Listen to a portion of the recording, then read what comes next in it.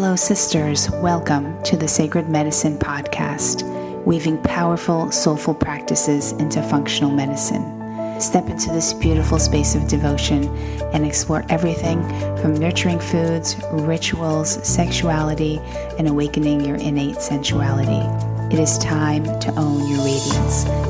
This is the Sacred Medicine Podcast.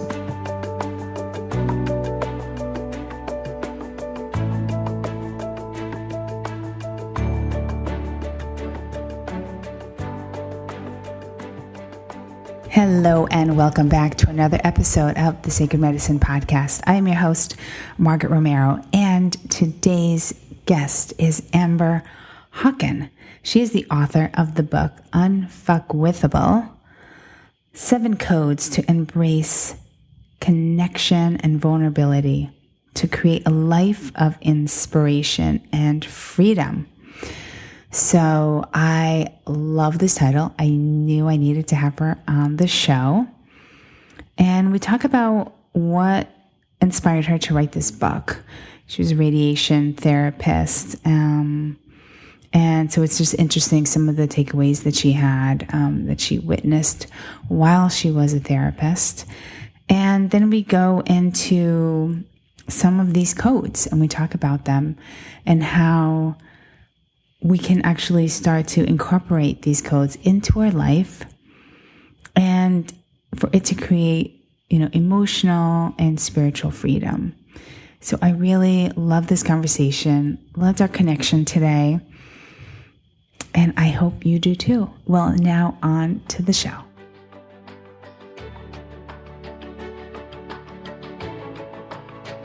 Hello and welcome back to another episode of the Sacred Medicine Podcast.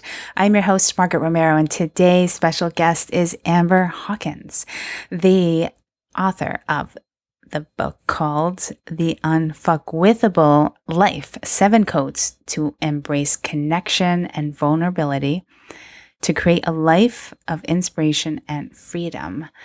Welcome to the show, Amber. Thank you so much for having me, Margaret. Pleasure. Your title I loved when I first read about it, and I'm not even sure how it came across my screen. I'm not sure how or when, but I thought, I love this title, and I need to know who she is, and I need to have her on the podcast. So Thank you so much for being here. Can what prompted you to create a book like this with this title? Did some event or something occur, or had you had, a journey that you'd love to talk about? Yeah, sure. I mean, I'm smiling into my microphone because, yeah, absolutely. When someone writes a book, I can't speak for other authors, but for me, am I allowed to swear? I'll try not to swear. Yes, you can. Okay, good. I really, to tell you the truth, Margaret, I got pissed off. I was, so when I first started, before I did human behavior, I was a radiation therapist and I was a personal trainer as well. So I used to treat cancer and also used to train people like physical fitness. I ran big boot camps, and a combination of seeing people both in a place of, I guess, darkness and desperation, but still having so much hope or strength and courage. So that was in the hospitals when I was, treating cancer, to going to boot camps where people hated their life because their body didn't match an image, in magazines, etc. And I just got so curious. I've always been very curious, so super curious about what was making, what made these different people tick. What was this perspective rippling through the mindset of thousands and thousands, if not millions. I do think we could definitely hands down say millions of women and men, of course, but I was particularly working with women in fitness. And their bodies, their self-hatred. So I would write kind of like inspirational posts in the Facebook forums, right, the support group. And then I just started to wonder about the psychology of it more and more and more, and then look at the psychosomatics of the cancer when I was at at radiation therapy more and more and more. And so I was just super curious where that met up and like what that meant. And so I actually started to study mindfulness-based cognitive behavioral therapy and neuro-linguistic programming and all sorts of stuff like that. And I found that this cause of this, I guess, deep self-hatred within these women, and like I said, men as well, but women particularly that I was working with, was the same reason, like putting the cancer patients aside right now, these are separate, but was the same cause, like it was kind of an addiction.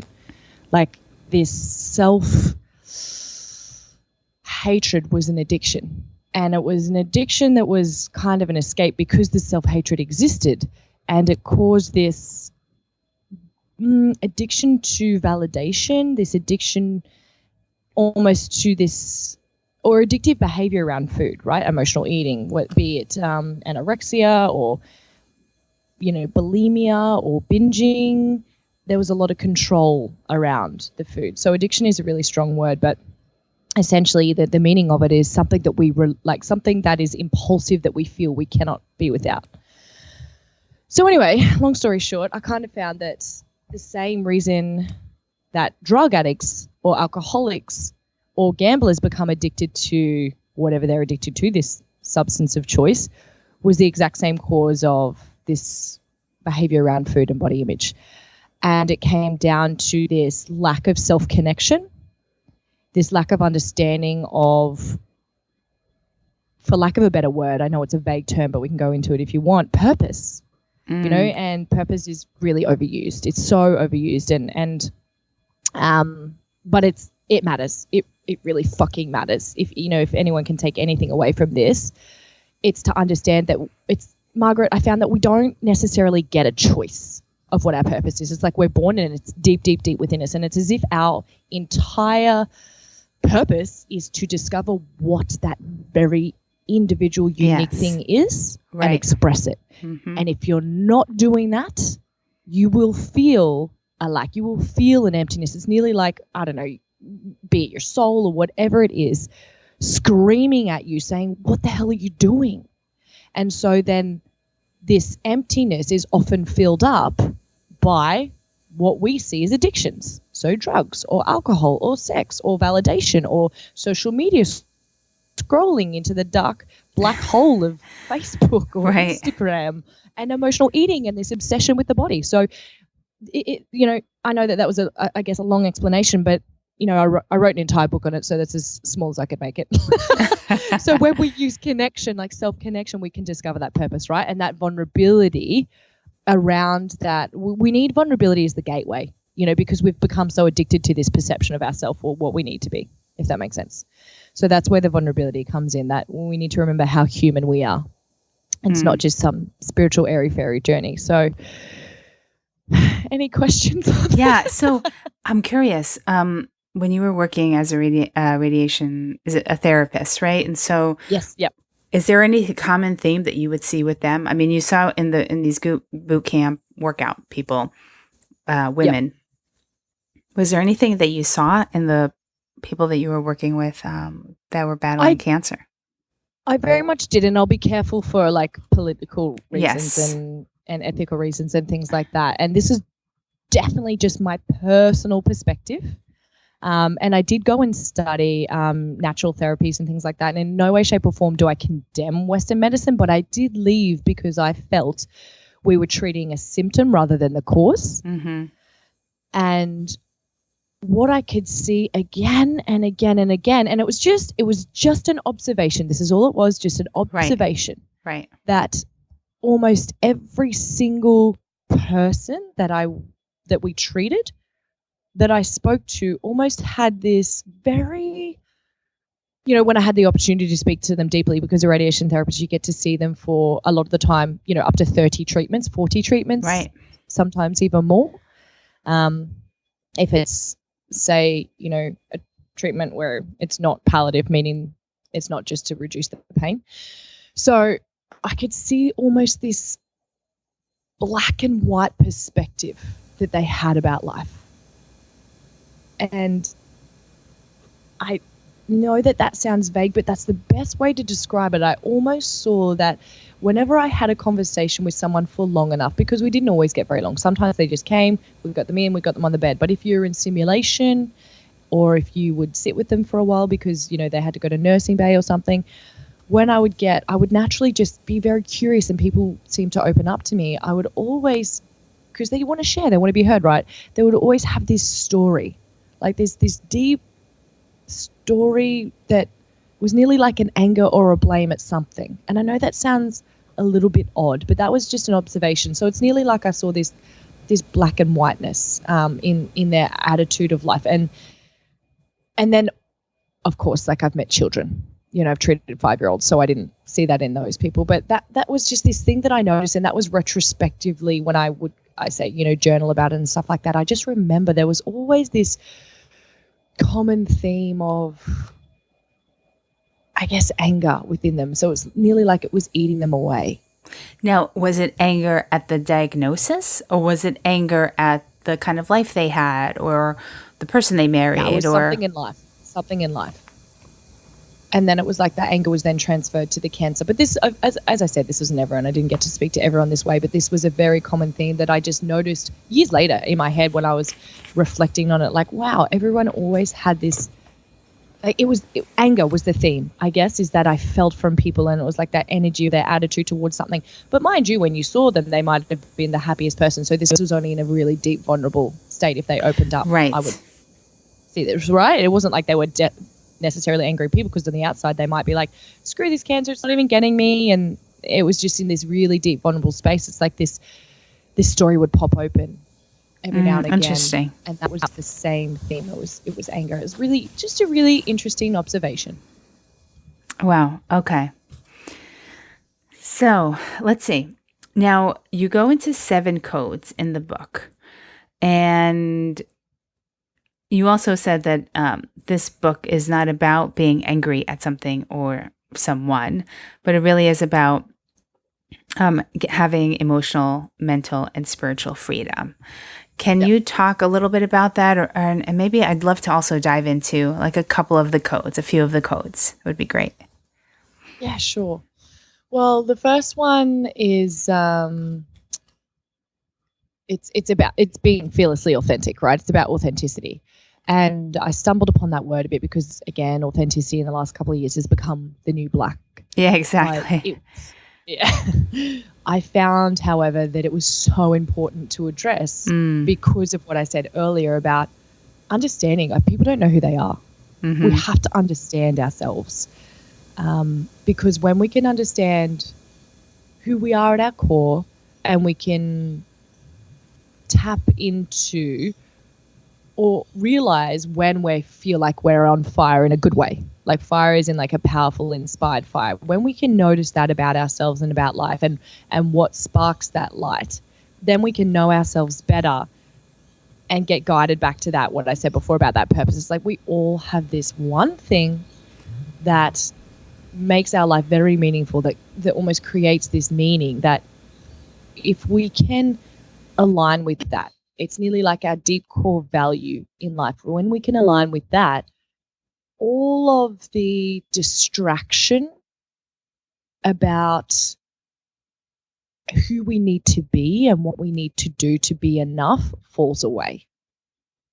And so people think that they're being authentic when they're drawn towards doing things that make them feel happy. But happy is a very fleeting emotion. So often people are chasing this fleeting emotion or this satisfaction or this hit, and they think that they're doing what makes them happy because they feel the emptiness because they're not aligned, right? They don't really know what it is that they're here for or who they are at their core or what they really, really, really want, because we grow up with so much conditioning, being told who to be and what we want. And we grow up with all of this conditioning, which then we work towards. It's like, okay, so a common example is, I'll use my friend Ronsley Vaz. Actually said this in his TED talk recently. He told his parents, so he's Indian heritage, and he told his parents, okay, I want to be. I think he used the word writer. I want to be able to communicate. I want to write. And his dad said, and he makes a joke that his dad said this, that his parents were like, well done, we're so glad you want to do what you love, but I think it's pronounced engineer. And it's hilarious when he says it. Yeah, right? So his parents didn't really say that, but he really, I think what he's trying to do is bring out the fact that there's a lot of conditioning, especially in that Indian heritage. You hear it all the time, and I have a lot of friends that are of the Indian heritage, and their parents are recommending engineer, doctor. We do these things because that's just what you do, right? So this is an example of conditioning. So then, all right, people go after this thing that they think is going to make them happy or that is going to please their parents, because at our core as human beings, we want to be loved, we want to be accepted, we want to be validated. So therefore, we look, okay, so what is this blueprint of society that's going to create this fleeting human primitive need? How am I going to fulfill that? So as a race, we're not being authentic to ourselves. And when I say race, like human race, we're not necessarily being authentic to ourselves, which comes back to that core of a purpose. We're not doing that, or we're not discovering that because we're distracted nearly, or we're settling for a happiness or a safety, which directly interrupts or blocks fulfillment. So people don't even really know what authenticity is. And so that's what the first code is almost about, chipping away at all the shit, all the conditioning of who we think we need to be. When I work with people and they, say to me, I want a relationship, or I just want to be happy, or I don't want to be depressed, we have to chip away first. It's like pull away the layers of bullshit of conditioning. That's kind of the first step. So we're being, not only, you're talking about being vulnerable with ourselves, and what about, I'm assuming that you also mean like vulnerable with other people and in our relationships, or relationship with friends or family or whoever. Yeah. So all this conditioning often is aligned. Well, it's around that self-perception, which I refer to as the ego. A lot of spiritual texts will say ego. And when I say ego, all that means is our attachment to our perception of ourself. Right? It's a self-image. It's attachment to that and all of the beliefs that we have in our mind as an individual. So this ego feeds off and lives by, and its drug and blood and oxygen is perfection, because it needs validation to be alive, because it's an identity. So it requires validation from the external to exist, if that makes sense. You can't have one without the other. Can't have the ego without validation. So it's always seeking that, whereas vulnerability is the opposite of that. Vulnerability is opening up and saying, you know what, I'm not perfect, or I don't have it together, or I'm not always okay, or all that kind of stuff, which is the opposite of perfection, is the opposite of gaining validation from the world as per what society says we need to be enough. Does that make sense? Yes. So we lack this vulnerability, which also means we lack empathy. Complete lack of vulnerability is, sociopathic, really. When you don't have empathy, it means you don't have empathy for yourself, so you don't have compassion. And when you don't have compassion, you have deep insecurity and shame. And that's what most people are living in. So then, again, we're back. They go to the fleeting happiness. They live inauthentically, and they're not fulfilled. So are they truly happy then? I mean, if they're not really, if they're feeling Absolutely insecure, they want to feel happy. So do you have like an example of how people do this commonly? Like in sure. a scenario? Absolutely. Really common one is body. So say you've got the average person not really understanding who they are. I mean, like I could use even myself as an example. I remember when I left radiation therapy, I decided to leave, there was this like, if I'm not this, then who the hell am I? Right? And there was this fear, this emptiness inside, because this identity that I had built up for myself, and that, the world had built up for me as well, because I had projected that image, was suddenly gone. So then who the fuck was I? And what was I going to do? So while I dove into studying human behavior and psychology and psychotherapy, partially because I wanted to help people, but there was also this drive, this big drive, which actually brings me to my example, my personal experience with fatigue, adrenal fatigue, this drive to be good enough. So I overworked like crazy. I remember doing like 90-hour weeks to build this business really fast because I'd gone from, radiation therapist to in between studying psychotherapy and psychology. Mm-hmm. So like, who the hell was I? And so when I remember finishing running my first retreat. And again, yes, of course, there was a large part of it was because I wanted to help. But there was also a large part running because I didn't feel like I was good enough, because I was attached to an identity instead of authentically just going at the pace or doing it how I wanted. I was doing it trying to speed up to or grow to a point where I thought it was enough by what society said was enough. So I was living this, life that I thought I needed to. And I drove my body into the ground, and I went into hospital with acute kidney and liver failure, and then suffered from adrenal fatigue for 2 years severely, and then 2 years following lightly. So, and that unhappiness is because I wasn't truly being honest with myself or vulnerable and around not, I guess, being this image that I thought I needed to be, like identified with my ego, to be fair. Right. So you were actually, you had, you said liver and kidney issues. Yeah. And were you in the hospital for a long time, or what actually ended up happening? So just a couple of days. I was running the retreat, and on the first day, I had this big rash break out near all of my lymph node, like the where the major limbs are. So under my arms, in my groin, and this giant rash. It was like almost like a cellulitis looking thing. And I thought, oh my God, what is going on here? But I got to suck this up. I have a 4-day retreat to run, I've got these people to organize. I've got speakers. We've got, people here. And then I was also vomiting violently and had diarrhea every 30 minutes, hour. It was insane. For 4 days, I didn't eat, and I ran this retreat. And basically my nervous system was just like, fuck you. Right. Running off nothing for the last 12 months. I'm going to show you now. I'm going to shut down. And I have no idea how I got through it. But people, like the attendees, said they had no idea, because later on I was like, so guys, I was actually screwed. But I ran off complete and pure. I think I knew that I just had to show up for these people, because they had shown up and I had prepared everything. And luckily I had a lot of guest speakers as well, so I didn't have to do it all. And I had some helpers and things like that. So I just rested in between.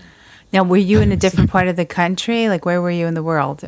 No, I was in Byron Bay. So we were in Byron, and I just had my own room. So I was in Australia, in northern New South Wales. Okay. Yep.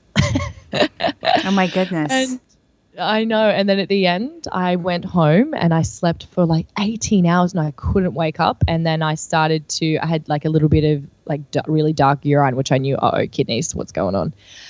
And my rashes continued, and I thought, okay, check myself into the hospital. So I went to hospital, and I just said, hey, I have these symptoms. And they did some tests, and they said, yep, your kidneys and your liver are they're just not at full capacity. They're at very low percentage capacity. I think it was in the teens, like 13 or 17%. They were very low. Oh gosh, okay. Functioning. So they just fueled me with I just had fluids. I was just on a drip for a couple of days, and they were really helping my body flush out all of the toxins which had built up just from the cortisol build-up, right? From being on high for so long. So all of that cortisol and that, all this, but for people listening, like when you have so much cortisol built up, your kidneys and liver can't process all the toxins that we have in our body naturally and all the other toxins that we produce. And so my lymph nodes, which our garbage disposal couldn't pump stuff out, my liver couldn't process anything, my kidneys were slowing down and chunked with cortisol, so everything was just like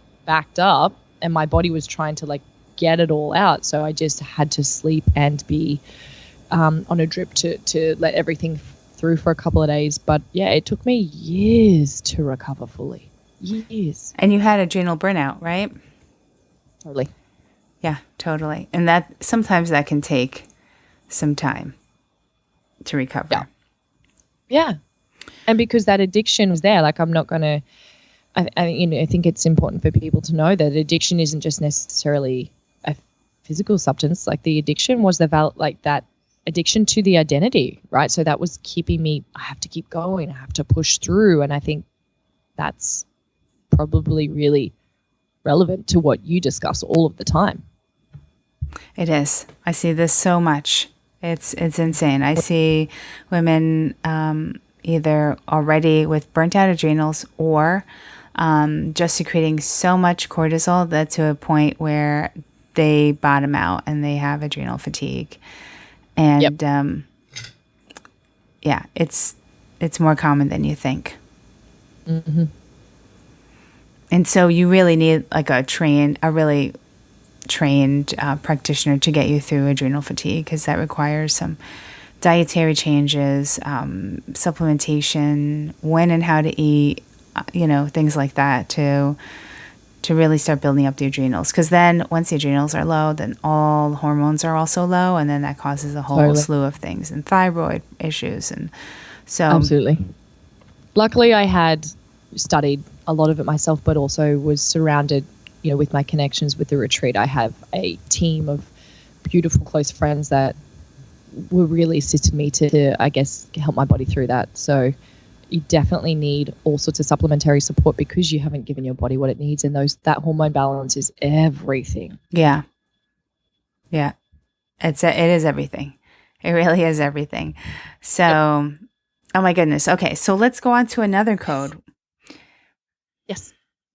Okay, so let me think. One of my favorites. Okay, there's one called Feel It, Free It, and it's about emotions and understanding them. And the reason I skipped to that is because the second code is the second and the third codes are really about understanding your purpose, and we kind of talked about that a lot. And then really a lot of compassion and healing from past traumas. And when I say trauma, people might think I don't have any trauma from my past, but trust me, everyone's got shit that they need to deal with between the ages of 0 and 14. Everyone.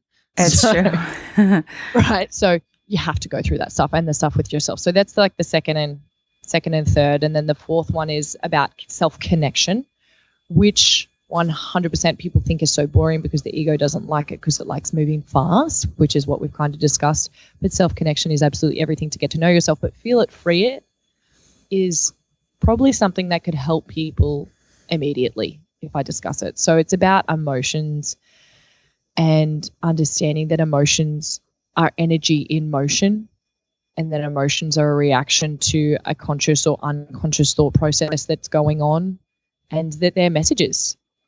And where, this perfection that we seek is also, an addiction. I keep going back to this, but it really is. But it makes us almost this involuntary or automatic reflex to want to withdraw it from ourselves or run away from uncomfortable emotions.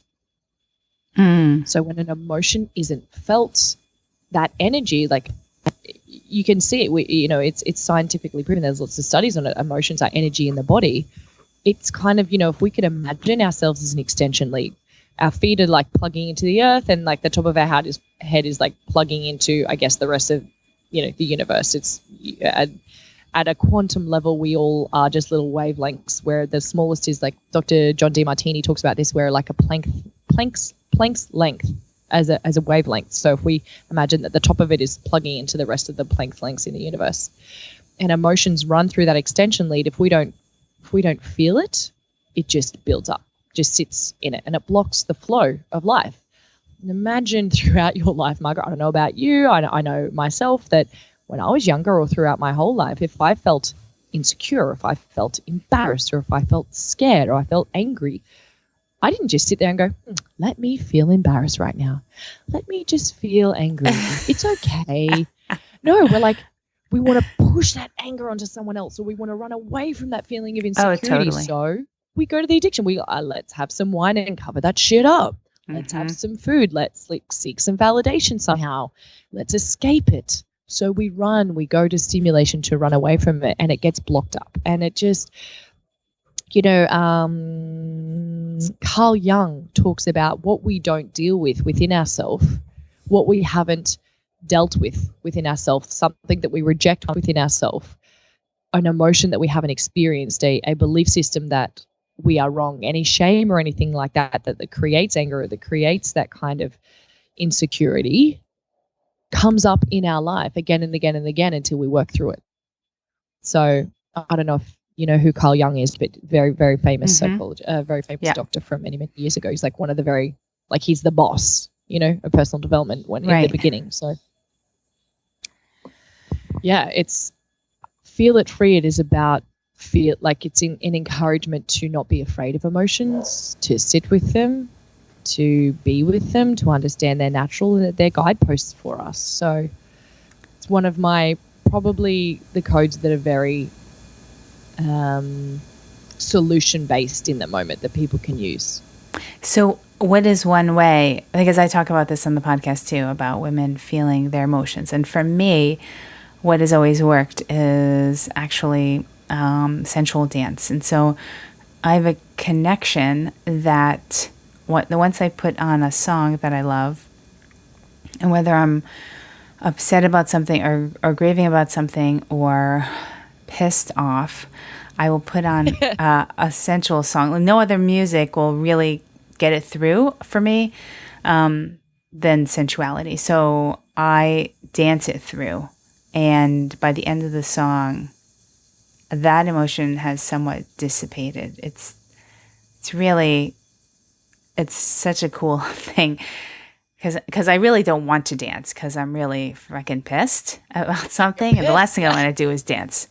But let me tell you, I've learned now, I'm like, shut up, put the song on and get this out of your body. And even if I'm really upset or sad or all I want to do is just cry and just sit there and cry or something, the last thing you want to do is dance, right? So it's something that I've not forced, but I definitely trained myself to go with it because I know what's at the end of that song, which is only a few minutes, right? I do allow myself to cry, and if I cry through the song, great. So how do you move emotion through, and what do you do when you start to notice something come up? It's an awesome question. And for everyone listening, there are absolutely endless possibilities to how you can do it. And I encourage you to experiment. It's the best way to find out. So for you realized it was music. The one thing that does work that I've never seen not work for anyone, to my experience, this is with thousands of people and big audiences as well, is to actually, I'm going to use the word invite it.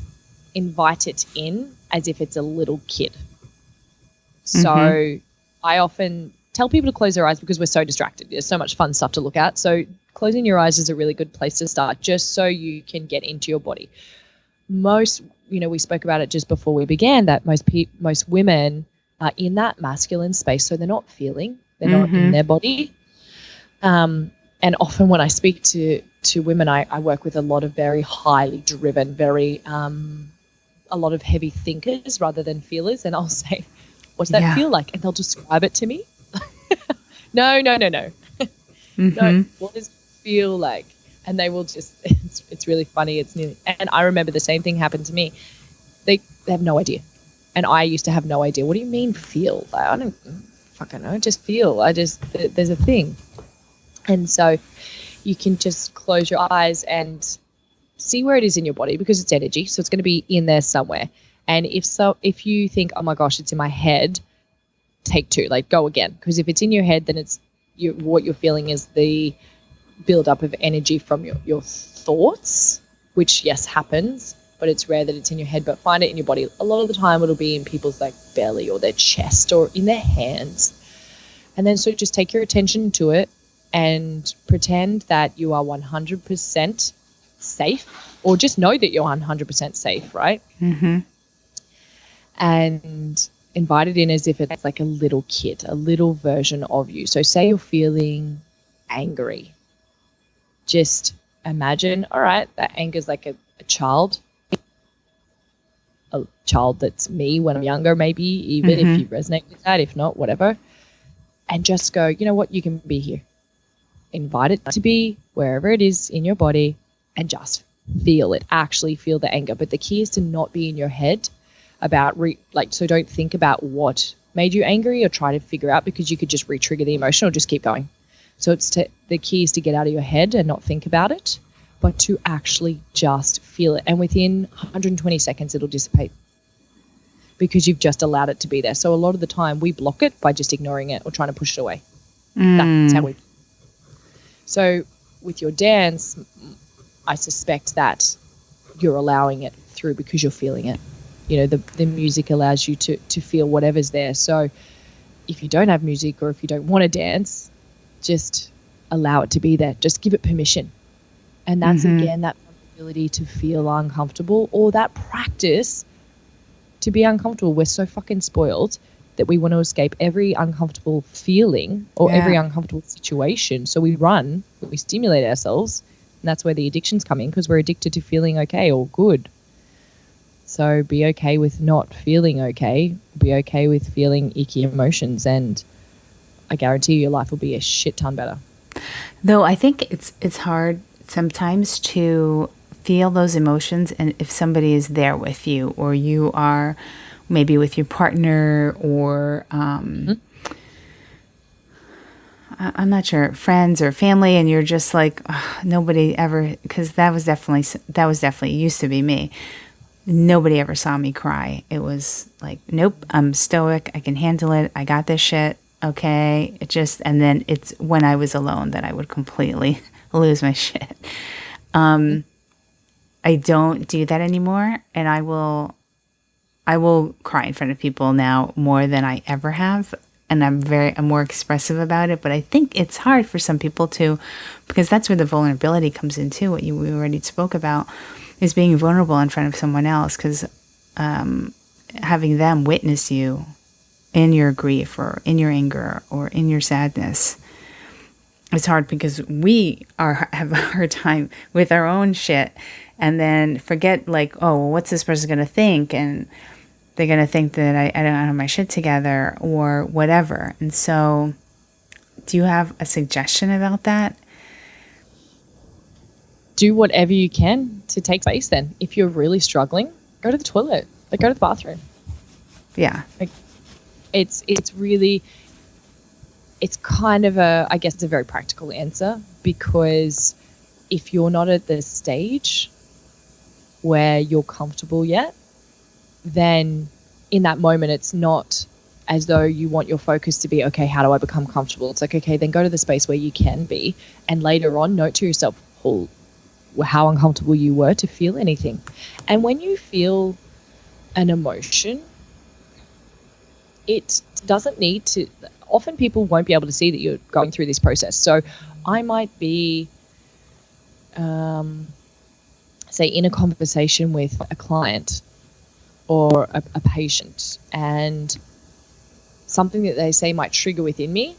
And sometimes I can pin that and be like, hey, like deep-seated anger or deep-seated sadness or grief that I feel because of what that person said, I'm just going to pin you, and I'm going to acknowledge you later. So sometimes we can pin emotions, but you must come back to them.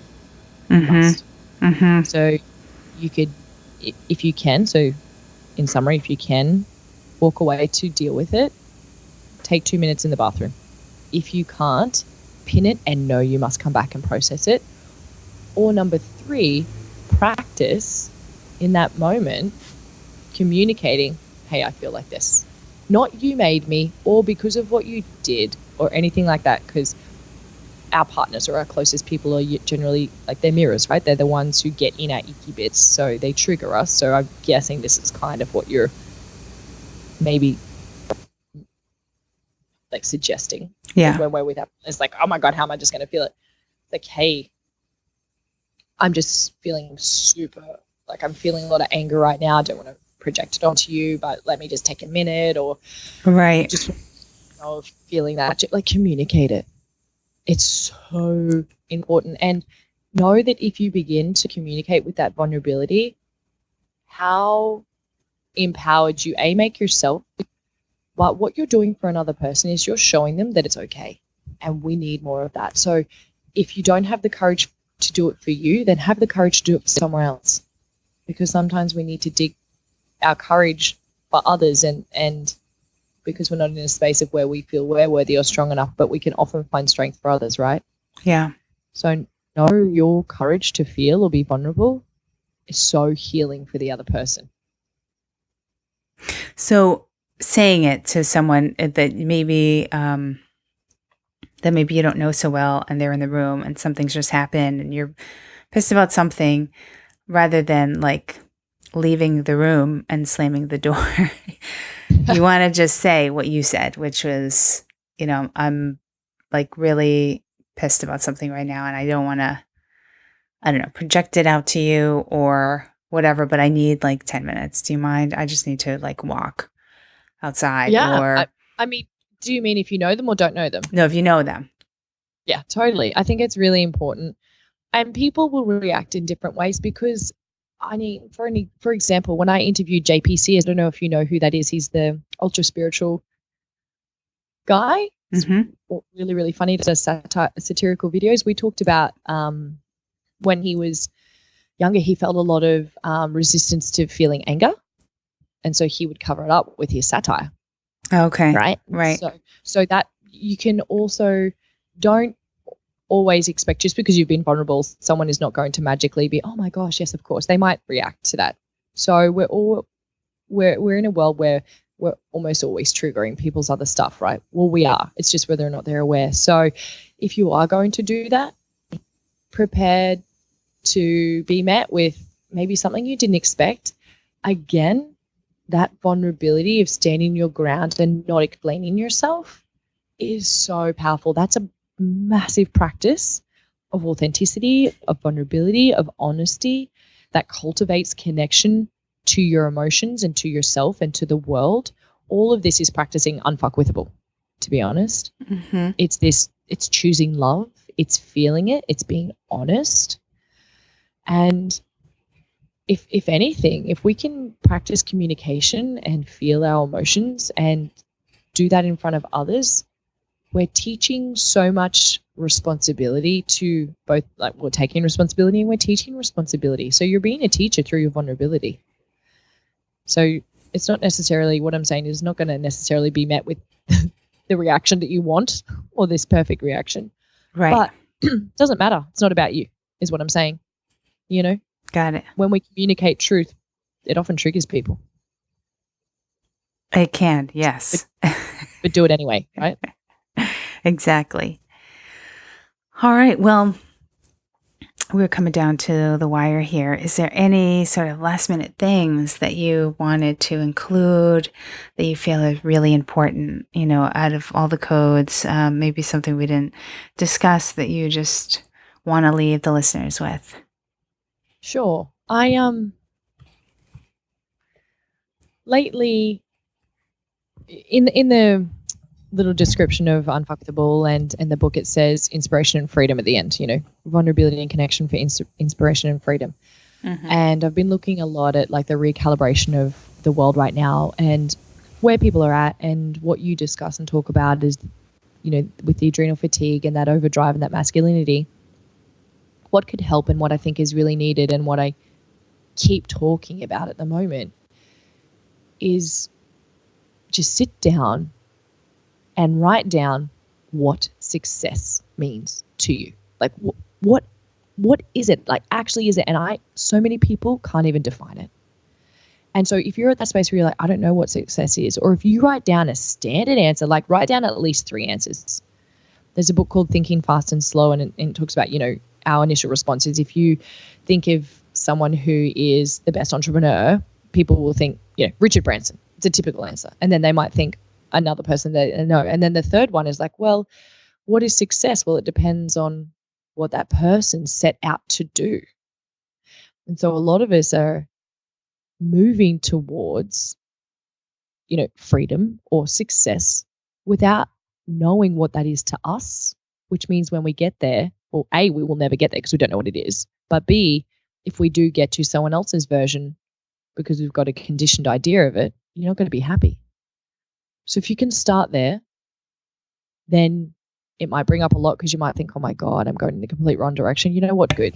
Yes, it's scary, but better now than when you're 80, right? Exactly. So just sit with yourself for, have a cup of tea, glass of wine if you must. Cup of tea, I suggest.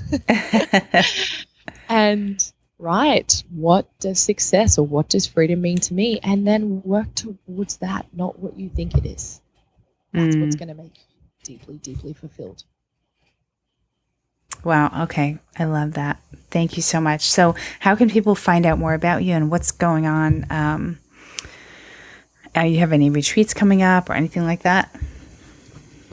No retreats. I do have a heap in the pipes, actually. I've got a course called Be You, which stands for Be Unfuckwithable. I have a podcast called Just Be You, a YouTube called Just Be You. I load those videos on Facebook. But the easiest way to find out about everything, I have a 28-day short course around all of this kind of stuff that I teach too, because it's lots of fun, is go to Amber Hawken, AmberHawken.com, and you can jump on my mailing list because you can get the first free chapter of my book. And I'm super unspammy. You only ever get really free content or opportunity. I don't email very often. It's just when there's free, new videos and stuff. So you're not going to feel like you're promoted, but that way you'll get notified and, follow on normal social media because you get all the updates. It's just the easiest way. So website, mailing list, social media. Amber Okay. Hawken. Awesome. And you're on Instagram, right? Totally. Amber_Hawken. Yeah, I just found you. I just followed you. You'll see that on there. All right, this is cool. And so I do have 3 quick questions that I ask all of our guests. Yeah. First one is, what do you sleep in? Naked. Do you? Okay. A lot of the time. But sometimes I've been traveling for 4 months, so I haven't been sleeping naked because it just feels very vulnerable because Right. I don't like in a new place. Right. But I'll sleep in old singlets, like often old singlets and a pair of undies. Okay. Okay, cool. What's one of your biggest guilty pleasures or indulgences that you don't mind spending a lot of money on?